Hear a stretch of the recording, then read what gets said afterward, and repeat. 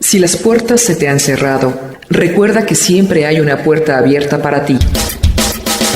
Puerta Abierta, un programa con el doctor Guillermo Torres.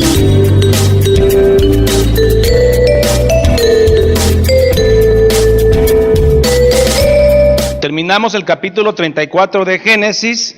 Dina fue a ver cómo vivían las muchachas del país. Entonces ahí la ve Siquem y la deshonra, la mancilla. Y después quiere restaurar el daño, queriéndose casar con ella, va, pide su mano, y entonces ustedes recordarán que los hijos de Jacob dijeron sí, que se case con ella, pero vamos a pedir un pequeño requisito, que se circunciden. Entonces todos los varones de Siquem se circuncidaron, y al tercer día llegan los hijos de la tribu de Israel, pasaron a todos por espada. A Siquem, al príncipe distinguido, a Hamor, los pasaron por filo de espada. Al final del capítulo 34 vemos que Jacob está diciendo: ¿qué cosa hicieron? ¿En qué problemas se metieron y me metieron? Los jóvenes contestan: ¿qué había de tratar este Siquem a nuestra hermana como una ramera? Ahí termina el capítulo 34. El problema ya está. Todos los heteos y todos los conocidos de Siquem están sumamente molestos y distos a tomar venganza. Tiene que intervenir Dios de manera sobrenatural y le dice a Jacob: levántate y vete a Betel. Jacob, viendo el inminente peligro, los podían haber despedazado, hermano. No era nada, no tenían varones ahí de guerra, los otros eran guerreros. Y entonces, antes de entrar a Betel, ya pasaron 8 años que salieron de Mesopotamia. Vamos a entrar a Betel, vamos a limpiarnos. ¿Se acuerdan de los idolitos, estas diosas que había robado Raquel a su papá? Los terafines, aretes, zarcillos, todo eso que representaba a divinidades, todo eso lo quitó Jacob y lo enterró en un árbol antiquísimo, la encina de Mamre, y ahí lo guardó. Y además de eso, se cambiaron ropas íntimas. Nos vamos al capítulo 35. Dijo Dios a Jacob: levántate y sube a Betel y quédate allí, y haz allí un altar al Dios que te apareció cuando huías de tu hermano Esaú. Dios dijo a Jacob: levántate, o sea, Dios le está hablando a Jacob, y sube a Betel y quédate allí, y ahí haz un altar al Dios que te apareció cuando huías de tu hermano Esaú, como si estuviera refiriéndose al otro Dios. Para aquellos que no ven la Trinidad en el Antiguo Testamento, la posibilidad de que aquí Dios Padre esté diciéndole que le haga un altar al Jehová Dios Hijo que se le apareció en Betel. Y entonces, ¿qué pasó ahí? Una escalera. En esa escalera que había ángeles que subían y bajaban. Y hasta arriba, ¿quién estaba? Jehová. Estaba Dios ahí. Entonces, esto es casa de Dios, Betel. Después de 20 años regresó y está en el mismo lugar.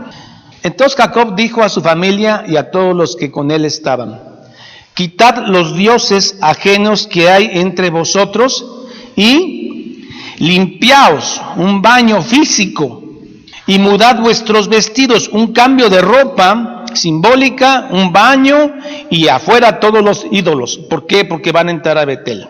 Y levantémonos y subámonos a Betel, y haré allí altar a Dios que me respondió en el día de mi angustia, y ha estado conmigo en el camino que he andado.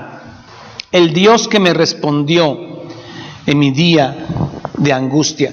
Dios se me apareció en el día más oscuro, el día de más miedo. Iba yo huyendo solo, mi hermano enojado, sin mamá, sin papá, haber engañado a mi papá, y se me apareció en el día de mi angustia. Eso nos recuerda nuestra vida. Dios se aparece en nuestro día más difícil y ha estado conmigo en el camino que he andado.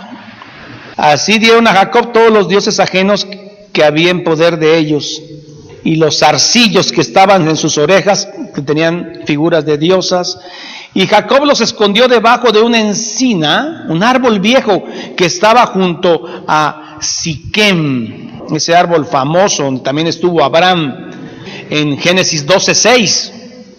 Entonces Jacob va huyendo ¿de qué? De la matanza que acaban de hacer sus muchachotes, ¿no? Y va huyendo porque los pueden matar. Y fíjese lo que hizo Dios. No sabemos en qué forma lo hizo. Dice, y el terror de Dios estuvo sobre las ciudades que había en sus alrededores. Y la palabra es, y no persiguieron a los hijos de Jacob. No sabemos de qué forma sobrenatural, callada y silenciosa, Dios protege nuestras vidas, las de nuestros hijos y de nuestra descendencia, de una forma sobrenatural. Tanto que Moisés no pudo describir de qué forma el temor de Jehová salió en esas ciudades. No sabemos si directamente infundió mucho miedo a ir contra Jacob, o ángeles sobrenaturales aparecieron a las ciudades y las ciudades tuvieron miedo de ir en contra de Jacob. Así son los favores de Dios en nuestra vida. Muchas veces ni sabemos de qué forma Dios ha cuidado a nuestros hijos. Dios ha cuidado nuestra vida. Gente que posiblemente nos iba a secuestrar, a robar, y gente que se va por otro lado. La providencia de Dios, el amor de Dios. Así salió el temor de Jehová a esas ciudades y no persiguieron a Jacob. Y salieron, y vea la palabra, y el terror de Dios estuvo sobre las ciudades que había en sus alrededores y no persiguieron a los hijos de Jacob. Y llegó Jacob a Luz, que está en tierra de Canaán, este es Betel, él y todo el pueblo que con él estaba. Y edificó allí un altar y llamó al lugar el Betel, casa de Dios, porque allí le había aparecido Dios cuando huía de su hermano. ¿Se acuerdan? 20 años atrás, ya pasaron 20 años. Y luego hay un paréntesis ahí, aparece un personaje que no conocemos, Débora, que era la nodriza de Rebeca. Ha de haber sido una mujer muy importante en la vida de los patriarcas y de las esposas de los patriarcas, porque aparece aquí, dice, entonces murió Débora, ama de Rebeca, y fue sepultada al pie de Betel, debajo de una encina, la cual fue llamada Alom Bakut, que es algo así como del llanto, ¿no? El árbol del llanto.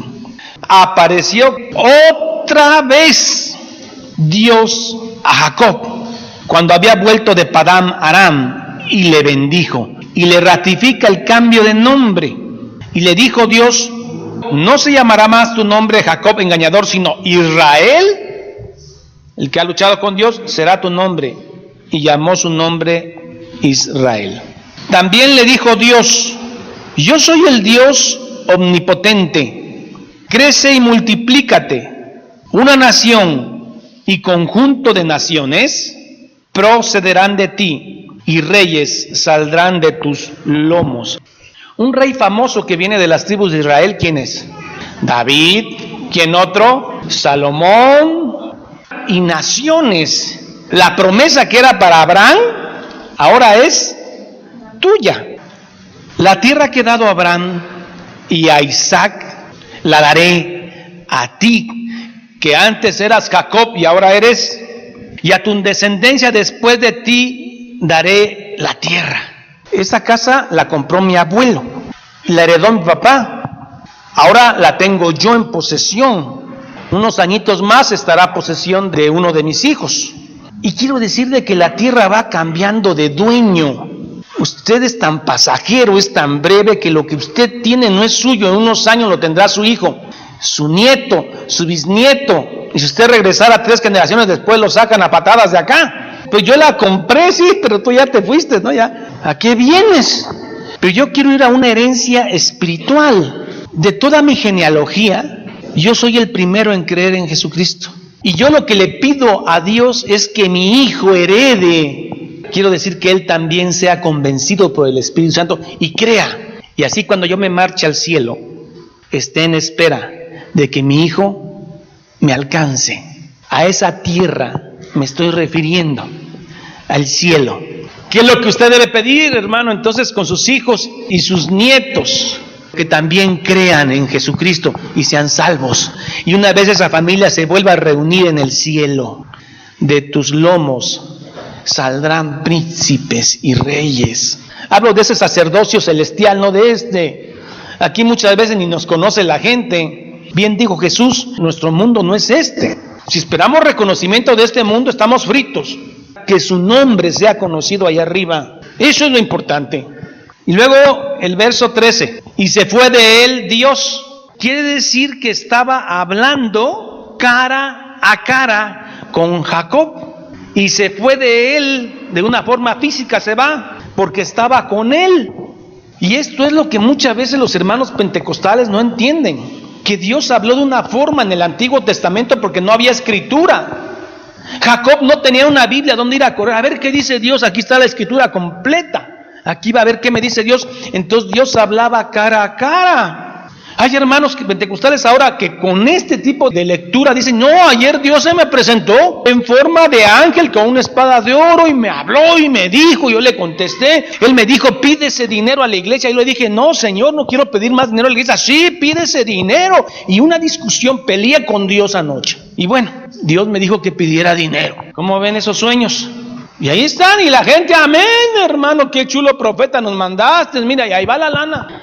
Y ahí está el escarnio de las ovejas, con tan poca escritura y tan lastimadas. Muchas no son ovejas, hermanos. No todo el que me dice, Señor, en tus nombres hicimos milagros, predicamos. Y se fue de él Dios, y del lugar en donde había hablado con él cara a cara. Y Jacob erigió una señal en el lugar donde había hablado con él, una señal de piedra, y derramó vino y echó sobre ella aceite. Y llamó Jacob el nombre de aquel lugar donde Dios había hablado con él, Betel, casa de Dios, que 20 años antes es el mismo lugar donde vio una escalera que descendían y bajaban ángeles. Pasamos a uno de los días más tristes de Jacob. Partieron de Betel y van rumbo a Belén. Y había aún como media legua de tierra antes de llegar a Éfrata, Belén de Éfrata, cuando dio a luz Raquel. Les leo literal. Y hubo trabajo en su parto. Y aconteció como había trabajado en su parto, que le dijo la partera, no temas, que también tendrás este hijo. Y aconteció que al salírsele el alma, pues murió, llamó su nombre Benoni, que es hijo de mi tristeza. Mas su padre lo llamó Benjamín, que es hijo de la mano derecha. Así murió Raquel y fue sepultada camino de Efrata, la cual es Belén, no llegó a Belén. Y levantó Jacob un pilar sobre su sepultura. Esta es la señal de la sepultura de Raquel hasta hoy. Hasta hoy, hasta los tiempos de Moisés, todavía estaba esa tumba, ese montón de piedras que representaba, ahí estaba sepultada Raquel. Y llamó allá Migdal Edar. Jacob viene muy completo con sus dos esposas, que es Raquel y Lea, y sus dos concubinas, Milpa y Bila. Pero antes de llegar a Belén, ya venía embarazada Raquel, y presenta trabajo de parto un poquito antes de llegar a Belén. La partera, me imagino cómo han de haber sufrido las parteras en esa época, cuando un nene venía sentado, cuando un nene sacaba la mano. En lugar de sacar la cabecita, saca la mano, es un problema, bueno, se lo digo yo como obstetra. Cuando un nene saca la mano es porque olvídate, hay que hacer cesárea, ni le busca. Pero antes estas mujeres eran heroicas, metían la mano y volteaban, rompían la matriz muchas veces. Esta mujer le da tiempo, parece ver al niño y le pone nombre. El hijo de mi tristeza, que va a morir. Y así exhaló, sacó el alma y murió. Y entonces Jacob se queda tan triste. Dice, hijo de mi mano derecha, le cambia el nombre, ¿no?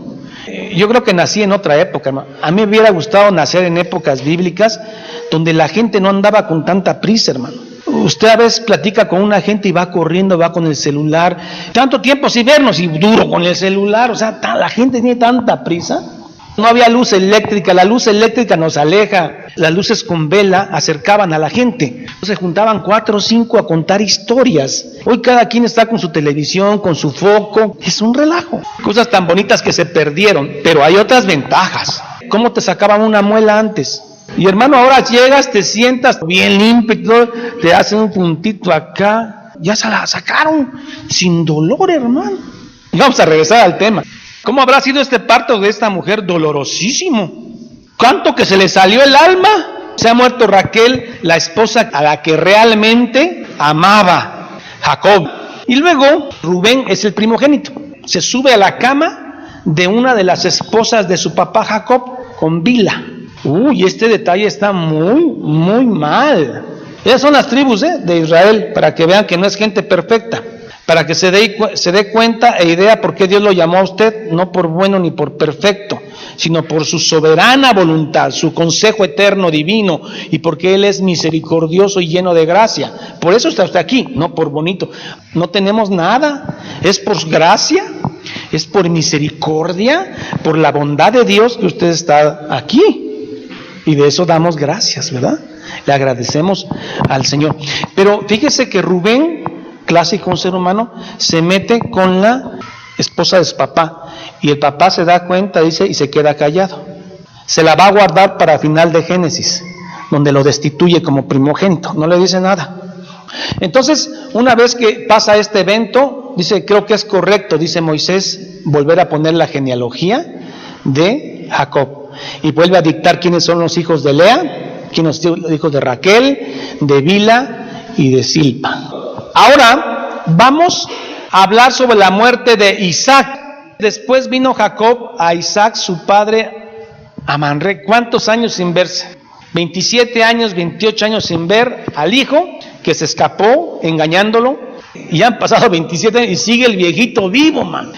Ya había dado la bendición hace 20 y tantos años, 180 años, y se abraza con su hijo Jacob. Y entonces cuando este hombre muere, se vuelven a unir los hermanos, Jacob y Esaú, y van juntos a enterrarlos. Parece que de las últimas veces en que están juntos, porque recuerden que después que de Esaú salen los archirrivales de Israel, los madianitas, los edomitas, todos esos. Y no vamos a entrar a la genealogía de Esaú, porque son muchos nombres. Nada más quiero decirles que de Esaú vienen los edomitas, madianitas, entre otros, eteos, que son los archienemigos del pueblo de Israel más adelante. Siendo así, mi hermano, prepárese para escuchar la historia de José, el soñador. Empieza la escritura a narrar que José, dice la Biblia que este muchachito tenía 17 años. Él andaba con los hijos de Bila y de Silpa, no andaba con los hijos de Lea. Pero empieza a haber un problema de favoritismo de parte del papá, y es muy claro porque la Biblia lo marca. Dice que sí lo prefería porque era su hijo que él había tenido en la vejez. Y bueno, pues la verdad lo quería más, claramente la Biblia lo dice. Tanto que le hacen una túnica de colores que en ese contexto implicaba que él iba a heredar todo o que él estaba por arriba de todos, y se me hace una imprudencia como papá hacer eso. Obviamente estos muchachos, al darse cuenta de esa preferencia, empezaron a enojarse contra este Josecito y empezaron a hablarle no pacíficamente. Siempre que le hablaban era para pelear. Si a esto le agregamos otro ingrediente, que es que Josecito era un poco chismoso y que le informaba la mala fama de sus hermanos a su papá, a Jacob. No sabemos si Jacob lo mandaba o él de iniciativa propia iba e informaba cosas malas de sus hermanos. No contento con esto, José empieza a soñar. El primer sueño que tiene dice, soñé que estábamos en el campo, hacíamos montones de trigo. El mío era más alto y todos los 11 montones de trigo que estaban alrededor se agachaban hacia mi montón. Y luego es imprudente el muchacho de 17 años, va y se los cuenta a sus hermanos. Y ellos se enojan, dicen, entonces, ¿qué quiere decir esto? ¿Que te vamos a servir nosotros? Aunado a esto aparece otro sueño más. Josecito vuelve a soñar que el sol y la luna y 11 astros se inclinan hacia él. Y entonces le dice Jacob, ¿qué es esto? Tu mamá, yo y tus hermanos nos vamos a inclinar hacia ti. Y entonces Jacob se empieza a preocupar, se quedaba reflexionando de estos sueños. Estos sueños que Dios le dio a José se cumplieron, hermano. Recuerda cómo entró como esclavo Josecito y después cómo se convierte en el segundo del faraón. Empieza a haber hambre en Canaán, en toda esa tierra, y regresan estos hermanos hambrientos porque los manda el papá. José los detecta quiénes son, se da cuenta, a él no lo reconocen. Al final se descubre y empieza a llorar con ellos, se abrazan. Ellos le piden perdón y él dice, no se preocupen porque todas estas cosas Dios las trajo para bien. todo, el que me hayan vendido, el que me hayan tirado una cisterna, el que hayan roto mi túnica, el que le hayan dicho papá que me mató una bestia, todo estaba en el plan de Dios. Y entonces cuando usted entiende que las cosas buenas y malas que le pasan a los que están en Cristo Jesús son para bien. Job dijo, Jehová Dios dio y Jehová Dios quitó. Sea el nombre de Dios glorificado. Los pastores tenían que viajar mucho tiempo porque se acababan los pastos, ahí son tierras secas, entonces tenían que caminar mucho. Ellos viven en Belén, pero tienen que subir hasta Siquem a pastorear tanto animal que tienen. Se acaban los pastos de Siquem y suben a 24 kilómetros más arriba, Dotam. Jacob le dice a José, ve a ver cómo están tus hermanos. E imprudentemente, yo digo falta de discernimiento del papá, porque ¿cómo va a mandar al hermano menor solo, con su túnica de colores, a ver a esos hermanos que le traen ganas? Pero así fue. Llega José a Siquem, no encuentra a nadie. Un hombre lo ve que anda errante, José, y le dice, ¿qué andas haciendo? Ando buscando a mis hermanos, se fueron a Dotán. Yo los oí que así dijeron. Ahí va Josecito a Dotán. Ven venir a José, vean lo que comentan. Esto me simbra, hermanos, porque ¿cómo puedes ir contra tu propia sangre? ¿Cómo puedes planear matar a tu hermano? Yo digo, mejor te alejas, ¿no? Pero eso de mandar a matarlo, o matarlo tú mismo. Verso 18, están en Dotán, 37-18. Cuando ellos lo vieron de lejos, que ahí venía con su túnica el muchacho, antes que llegara cerca de ellos, conspiraron contra él. Si le traes mucho coraje a un hermano menor, pues le das pamba, algo así, pero matarlo a un joven de 17 años, ¿qué clase de tribus son estas? No se me hacen que sean mejor que las tribus eteas, no se me hace que sean mejor que las tribus de Edom, que las tribus de Madián, no los veo mejor, pero son los que Dios escogió. Son los que traen el pacto abránico, y Dios no es hombre para arrepentirse. Ahora pues, verso 20, venid, matémosle y echémosle a una cisterna como un perro, hermanos, y engañamos a papá. Alguna mala bestia lo devoró y veremos qué será de sus sueños. Rubén trata de intervenir. Yo pensé que Rubén era más diplomático. No, Rubén no quería que lo mataran. Rubén oyó esto, lo libró de sus manos y dijo, no lo matemos. Y les dijo Rubén, no derraméis sangre, echadlo en esta cisterna que está en el desierto y no pongáis mano en él. ¿Por qué? Por librarlo así de sus manos para hacerlo volver a su padre. Realmente Rubén no quería que lo mataran. Y sucedió pues que cuando llegó José con su túnica a sus hermanos, ellos quitaron a José su túnica. ¿Cómo se la habrán quitado? De una zarandeada le arrancaron la túnica de colores que tenía sobre sí y le tomaron y le echaron en una cisterna, pero la cisterna estaba vacía, no había en ella agua. El hermano mayor, el primogénito, les impide matar al hermano menor. Ellos quieren matarlo, pero bueno, se los impidió el hermano mayor, entonces lo avientan a una cisterna. Y luego con una sangre fría se sientan a comer pan sabroso, ¿no? Y de repente levanta la vista y ven a una caravana de ismaelitas que iban a comerciar a Egipto. Y he aquí una compañía de ismaelitas que venían de Galat y sus camellos traían aromas, bálsamo y mirra, camellos que olían muy bien. Y aparece Judá y dice Judá, no hermanos, no sean malos, no maten a Josecito, mejor vendámoslo, ¿no? Saquémosle ganancia. Este hombre va a intervenir para hacer la paz, ¿no? Pero no, es más malo, porque dice, no lo matemos, mejor hagamos negocio, saquemos una ventaja de esto. En ese momento no estaba Rubén, llegan los ismaelitas, se lo venden por 20 monedas de plata.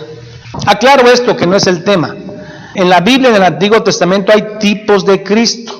José es un tipo de Cristo, es traicionado, es vendido, tiene tipología de Cristo. Daniel también, el rey David también tiene tipología de Cristo. Es vendido por 20 monedas de plata, es vendido. y es llevado a Egipto. En ese momento llega Rubén, y cuando Rubén se da cuenta que ya lo vendieron, desgarra su ropa, como diciendo, yo no tengo mucho que ver en esto.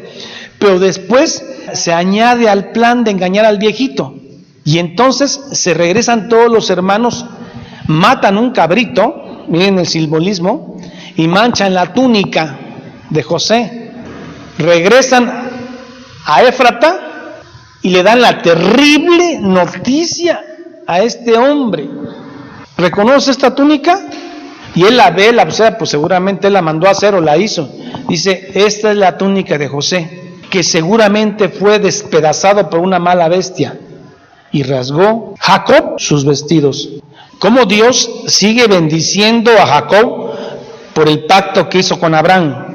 Pero las consecuencias se pagan. Hay cosas que Dios nos permite no pagar, pero hay cosas de nuestra vida pasada que hoy estamos pagando. Y no es un castigo de Dios, solo son facturas que se nos cobra la propia vida. Jacob había 20 y tantos, casi 30 años engañado a Isaac, lo engañó. Hoy Jacob está siendo engañado por sus propios hijos, diciendo que al hijo menor lo despedazó una bestia. Sigue la bendición, pero hay consecuencias del pecado que hay que pagar, sin que por esto dejes de ser de la bendición. Para finalizar, dicen que Jacob no quiso ser consolado. Se levantaron los hijos y las hijas, aparte de Dina, tenía más hijas Jacob, y consolaron a Jacob, pero él no quiso ser consolado. Dijo, yo quiero que esta herida me acompañe hasta el Seol, hasta la muerte. Y así hay gente que no conoce a Dios, o no sé, que se lleva el luto hasta la muerte. Usted veía gente de negro por años, porque se les había muerto su esposo 20 años antes. Pero les digo algo, hermanos, si uno se deja consolar por el Señor, Dios nos consuela. Quiero que lean literalmente lo que Jacob dice. El verso 35. Y se levantaron todos sus hijos y todas sus hijas para consolarlo. Mas él no quiso recibir consuelo y dijo, quiero este dolor para el final, descenderé enlutado a mi hijo hasta el Seol. Y lo lloró su padre. Entonces se dan cuenta de que él se niega. ¿Sí recuerdan a una actriz mexicana, Carmen Salinas? Ella se le murió un hijo y ella se negaba a sanar su herida. Permaneció de negro muchos años, la entrevistaban, seguía de negro, ¿no? Yo digo que algo así es lo que trata de decir aquí Jacob. No quiere ser consolado. No insistan, él quiere llevarse este dolor hasta su muerte. Ahora les digo, cuando viene la hambruna y él entra a Egipto y se vuelve a encontrar con ese hijo amado, imagínense qué bendición. Al que creyó muerto, ahora es el segundo del faraón, que es el país más rico de esa época.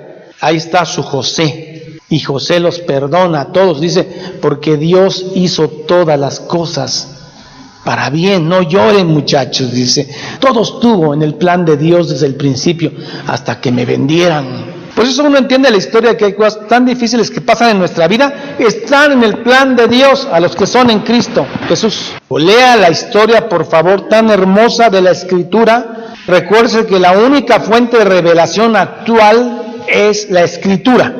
No hay profetas, no hay apóstoles en el sentido que se está manejando ahora, que hay nueva revelación. Mentira, la revelación está terminada.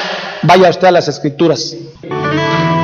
Una doctrina correcta, nacida de la Escritura, te dará una perspectiva correcta de lo que te acontece cada día. Sabemos que las cosas buenas y malas que pasan en un creyente están dentro del plan eterno del Dios Trino. Así que alabamos a Dios. Le decimos, Señor, nosotros que no éramos pueblo y ahora somos pueblo, partícipe de los pactos y las promesas que antes tenías con Israel. Hoy, Señor, cuando no éramos pueblo, hoy somos tu pueblo escogido, real sacerdocio, nación santa. Se refiere a tu iglesia, Señor.